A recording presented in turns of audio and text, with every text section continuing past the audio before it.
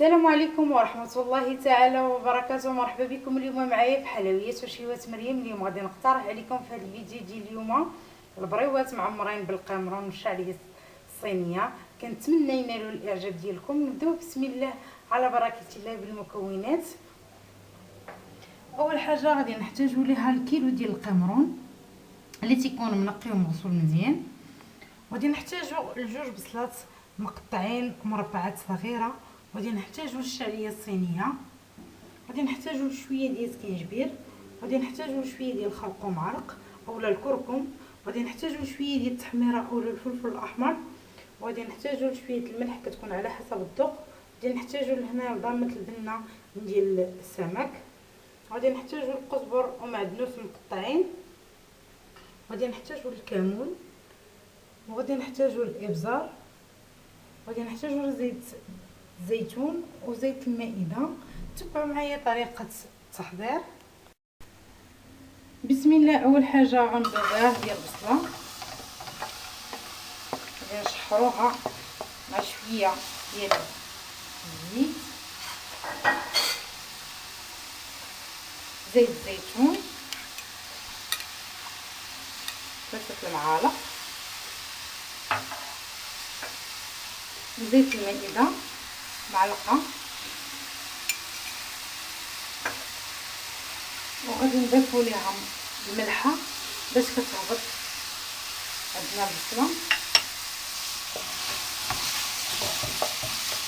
غنخليوها كتشحر على هذا الشكل حتى كتهبط مزيان في البصله. عاد غادي نضيفوا لها القمران. وفي هاد الاثناء غادي ندوزو باش نوجدو الشعريه الصينيه. كيكون الماء طايب بزاف وتنديروها فيه على هاد الشكل باش كتهبط. غادي نضيفو لها شويه ديال الملحه على هاد الشكل، وغادي نخليوها في هاد الماء حتى كتهبط مزيان ونصفيوها. كيف ما كتلاحظوا معايا هنايا ملي هبطت البصله ديالي مزيان، دابا غادي نضيف لها القمرون.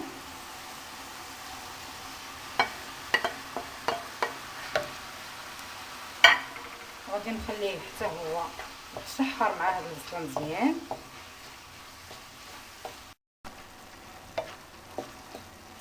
كيف ما كتلاحظوا معايا هنايا ملي تشحر لينا القمرون، دابا غنبدا نضيف التوابل.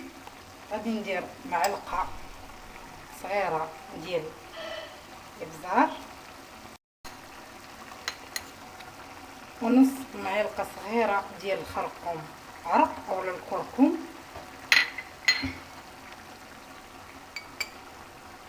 ونص معلقه صغيره ديال السكينجبير. غادي نحتاج معلقه صغيره ديال الكمون، معلقه صغيره ديال التحميره اولا الفلفل الاحمر. غادي نضيف ضامه ديال البنه ديال الحوت. غنبقى مستمره في التحريك حتى تينشف ليا هذا الماء اللي عندي. وغادي نضيفوا القزبر ومعدنوس المقطعين. واحد الملاحظه، الا بغيتو تضيفوا الهريسه يمكن لكم تضيفوها. انا هنا غنضيف غير السودانيه، ما عنديش الهريسه، ما متوفرش عليها ساعه. كيف ما كتلاحظوا معايا هنا ملي شفات ليا الحشوه ديالي غادي نضيف ليها عصير حامضه كامله، عفوا نصف حامضه. غادي نضيف معلقه ديال صوص الصوجا تكون كبيره على هذا الشكل. كتوات بزاف صوص الصوجا مع الحوت. ودابا من بعد ما صفيت الشعريه الصينيه غادي نقطعها بهذا الشكل المقص وغادي نضيفها للخليط.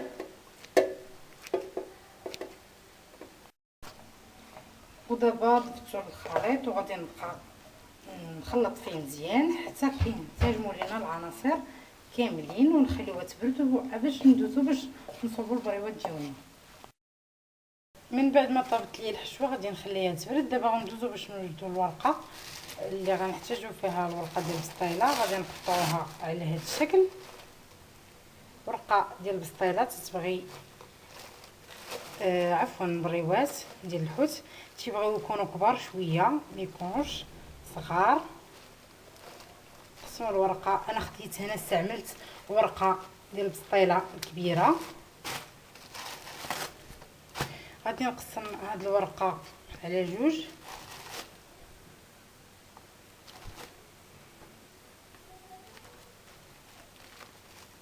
كما كتلاحظوا معايا على هذا الشكل. وغادي نحيدوا هاد الجوانب اللي تيكونوا هنايا كيجيو شويه قاصحين، تنقصوهم على هذا الشكل. غادي نحتاجوا الدقيق الابيض مخلط مع الماء باش غادي نلصقوا البريوات ديالنا. من بعد ما طابت لي الحشوه غادي نخليها تبرد. دابا غندوزو باش نوجدوا الورقه اللي غنحتاجو فيها. الورقه ديال البسطيله غادي نقطعوها على هذا الشكل. ورقه ديال البسطيله تتبغي عفوا بريوات ديال الحوت تيبغيو يكونوا كبار شويه، ما يكونوش صغار. قسموا الورقه. انا خديت هنا استعملت ورقه ديال البسطيله كبيره. غادي نقسم هاد الورقه على جوج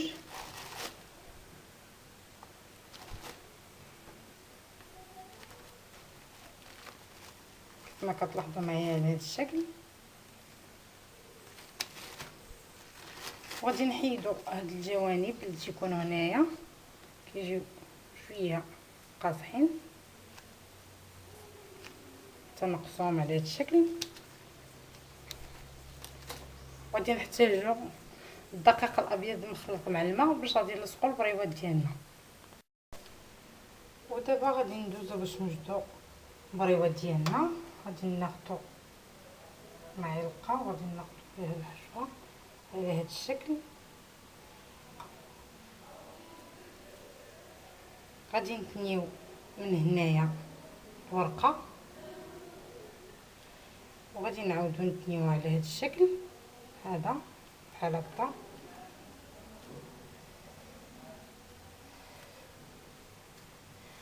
تنبقاو غادي وكنتلتو فيها حتى كتجي على هذا الشكل.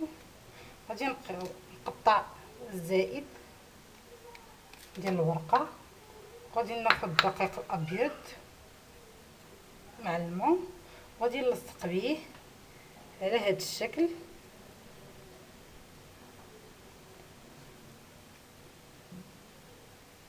كما كتلاحظوا معايا البريوه كيجي الشكل ديالها على شكل كتجي زوينه بزاف ولذيذه. كنتمنى منكم تجربوا هاد البريوات.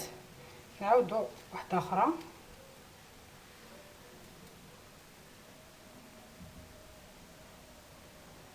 غادي ناخذوا ثاني معلقه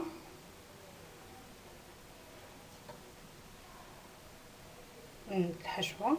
غادي نعملوا الورقه على هذا الشكل. غادي نثنيوها ونعاودوا نديروها على الشكل وحنا تنسرحوا في الحشوه من الجناب باش كتجي الورقه كامله عندي عامره بالعماره. كتجي على هذا الشكل الورقه ديالنا. غادي نحيد الزائد. البريوه من الاحسن تجي مقاده. غادي ندهن الدقيق الابيض والماء باش كتلصق لينا. وغادي نخليوهم حتى يبيسوا لينا. كتجي على هذا الشكل تنخليوهم حتى يبسوا. الا بغيتو تقليوهم كتقليوهم، بغيتو ديروهم في الفرن تديروهم في الفرن. كنبقاو مستمرين على هذا الشكل حتى كنساليو الحشوه ديالنا كامله والورقه ديال البسطيله اللي عندنا. كيف ما كتلاحظوا معايا هنايا ملي ساليت التصاويب ديال البريوات ديالي انا خدمت بالنص. غادي نقليه دابا في الزيت والنص الاخر حتى فض التسبيك في المجمد. المهم كتصوبهم على هذا الشكل وتديروهم في واحد البلاطو وكتخليوهم حتى كيشدوا في رؤوسهم تيجمدوا مزيان. وعاد كتجمعوهم في علبه وكتحتفظوا بهم الوقت اللي بغيتوهم تجبدوا منهم دغيا كيديكونجولاو. نبداو بسم الله على بركه الله. غادي نديرو الزيت هنايا تيكون سخون مزيان وكيكون كثير، وغنبداو نقليو في البريوات ديالنا. بسم الله. انا تنفضلهم مقليين، اللي بغاهم طيبين في الفران ماشي مشكل، وهي تنبقاو نطيبو فيهم على الشكل حتى تيتقرملوا مزيان، وعاد تنحيدوهم. كيف ما كتلاحظوا معايا كنبقاو مستمرين في التقليب ديالهم حتى كيعودوا ذهبيين على هذا الشكل، ومن بعد تنحيدوهم تنسخوهم مزيان. كما كتلاحظوا معايا كنخليوهم كيستقطروا مزيان باش يهبط منهم داك الزيت كامل اللي فيهم، وتنديروهم في الورق النشاف حيت الورق النشاف كيمتص الزيت مزيان.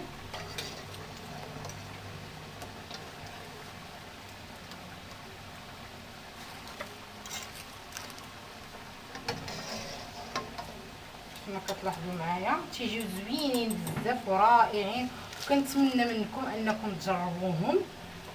في هذا الاثناء اللي حيت هاد البريوات غادي نضيف الاخرين المقله ونخليهم حتى هما يطيبوا.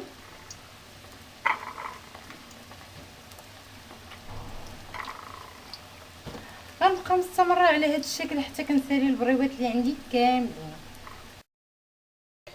كيف ما كتلاحظوا معايا هذا هو شكل البريوات ملي وجدوا.